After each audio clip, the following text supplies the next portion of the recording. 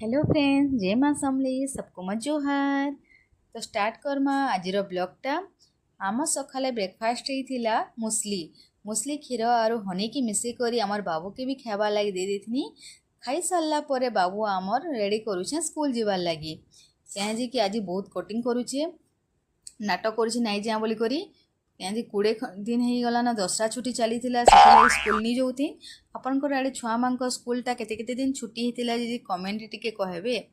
तार पर मुझे जेनटा आनले से कहूचे मुई निजे करमी सब जिनिस करि पारमी बोली करी। छुआ मान नाखड़ा तो चली स्कूल गला बेलके से ताके आज टिके जल्दी उठे देनी।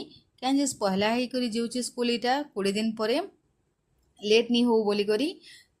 छुआ मान स्कूल छुट्टी ही गला लंबा टाइम बेले तो बहुत नाखड़ा करी जीवे से लगी टिके आमे ताके जल्दी रेडी करी दउछे मुई। तार पर तार बापा के भी ब्रेकफास्ट दे देनी। दुई बाप पुओ खाई करी तापरे बाहरी गले जहाँ जार काम रे। मुई पले आसनी तापरे मोर काम करवार लगी बालकोनी रे सब कपड़ा सुखे देनी।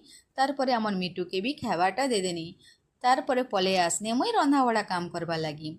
कहीं कि बाबू आसबार आगुरी मते सब काम सारवा थेसी।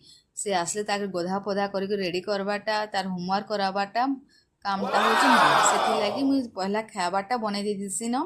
तार पर बाबू आसला पर गोधे गोधा करी ताके मुई खावाटा देथिनी। खावारे आमर सिंपल खाना बनी थिला आज भेज खिचड़ी रायता और पापड़ जेनटा के खाई करी बहुत लागुतिला और पूरा टेस्टी भी थिला। तार पर तार आपा खाई करी बाहरी गले ऑफिस के फेर के आमर बाबू बाय बाय कह दे तार आपा के। तार आपा गला पर हमें नेक्स्ट ब्लॉग रे।